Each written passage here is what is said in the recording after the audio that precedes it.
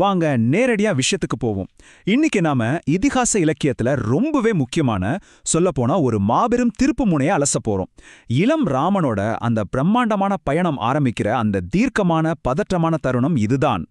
அந்த சூழ்நிலைய கொஞ்சம் கற்பனை செஞ்சு பாருங்க. விஸ்வாமித்ர முனிவரோட கோபத்தால அந்த இடமே இல்ல பூமியே நடுங்குதுன்னு மூலநூல்ல சொல்லப்பட்டிருக்கு. பயத்துல உறைஞ்சு போய் நிக்கிற தசரத சக்கரவர்த்தி கிட்ட அவர் ஒரு மிகப்பெரிய கோரிக்கையே வைக்கிறாரு. இது எல்லாத்தையும் குலகுரு வசிஷ்டர் ரொம்ப அமைதியா கவனிச்சுட்டு இருக்காரு. இதுல நாம சிந்திக்க வேண்டிய ஒரு முக்கியமான விஷயம் இருக்கு.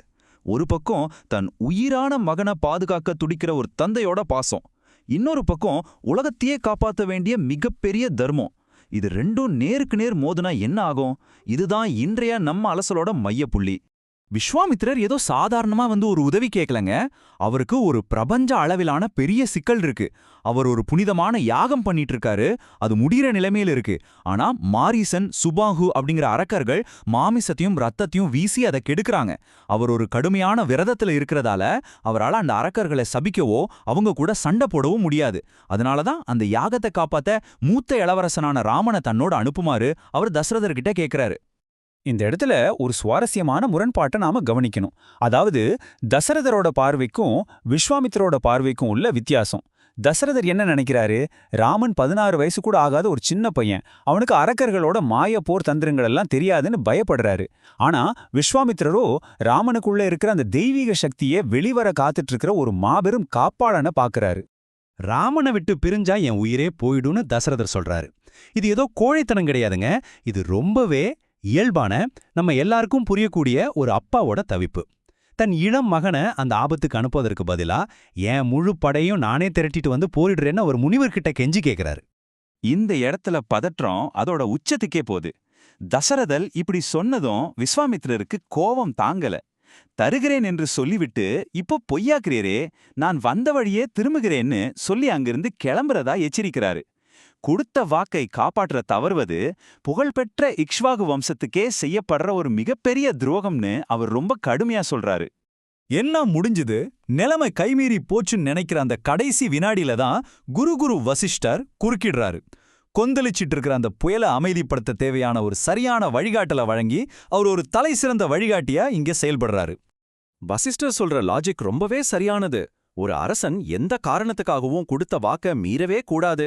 அப்படி மீறினா அவர் இதுவரைக்கும் சம்பாதிச்ச புண்ணியங்கள் எல்லாம் அழிஞ்சிடும்னு சொல்றாரு. அது மட்டும் இல்லாம உலகிலையும் இணையற்ற ஆற்றலும் ஆயுத அறிவும் கொண்ட விஸ்வாமித்திரரோட பாதுகாப்புல ராமனும் லக்ஷ்மணனும் எவ்வித ஆபத்தும் இல்லாம பத்திரமா இருப்பாங்கன்னு தசரதருக்கு புரிய வைக்கிறாரு. இங்க வசிஷ்டர் சுட்டிக்காட்டுற ஒரு உண்மையிலே ஆச்சரியமானது. கடந்த காலம், நிகழ்காலம், எதிர்காலம்னு முக்காலத்திலையும் இருக்கிற எல்லா போர் முறைகள், அஸ்திரங்கள் பற்றியும் விஸ்வாமித்திரருக்கு முழுமையா தெரியும். அப்ப அவர் ஏன் ராமனை தேடி வரணும்? தம்மால போரிட முடியாம பலவீனமா அவர் இங்க வரல. மாறாக ராமனுக்கு இந்த உலகத்துல ஒரு மாபெரும் புகழை சேர்க்கிறதுக்காகவே வந்திருக்காரு. வசிஷ்டரோட இந்த தெளிவான விளக்கத்தை கேட்டதும் தசரதரோட மனசுல இருந்த பயம் எல்லாம் விலகிடுது. அவர் மனப்பூர்வமா சம்மதிக்கிறாரு.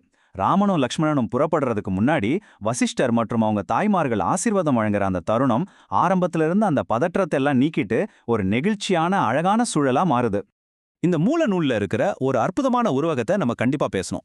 ராமன் ஏதோ அரகர்கள் அழிக்க போற ஒரு சாதாரண வீரன் கிடையாது. அவனோட அம்புகள் வெறுமனே மரணத்தை ஏற்படுத்துற ஆயுதங்கள் கிடையாது. அவை ஒரு மருத்துவரோட கத்திய போல செயல்பட்டு இந்த உலகத்துல இருக்கிற அதர்மம் அப்படிங்கிற அந்த புற்ற ரொம்ப துல்லியமா அறுவை சிகிச்சை செஞ்சு நீக்க போகுது.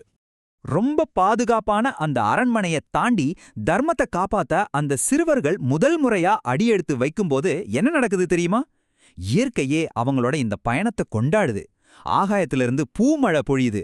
ரொம்ப மங்களகரமான மென்மையான காத்து வீசுது. அதோட அவங்கள வாழ்த்தி ஒரு தெய்வீகமான அசரீரி ஒளியும் கேக்குது. பொன்னகரமான அயோத்தியை விட்டு அவங்க மூவரும் புறப்படுறாங்க. முன்னாடி விஸ்வாமித்திரர் நடந்து செல்ல ராமனும் லக்ஷ்மணனும் அவரை ஒரு நிழல் போல பின்தொடர்ந்து போறாங்க.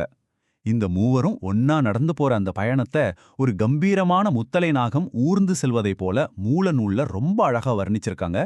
இதுவே அவங்களோட அபாரமான சக்தியை காட்டுது இல்லையா? தன் அருமை மகன்களை பிரிஞ்சு தசரதர் தன்னோட உயிரே போன மாதிரி அரண்மனையில தவிச்சிட்டு இருக்காரு. ஆனா அரண்மனை பாதுகாப்பை விட்டு முறையா வெளியே வந்த அந்த இளம் வீரர்களுக்கு சரையு நதிக்கரையில என்னென்ன ஆச்சரியங்களும் மர்மமான சவால்களும் காத்துட்டு இருக்கு. அந்த பயணத்தோட அடுத்த கட்டத்தை நாம தொடர்ந்து அலசுவோம்.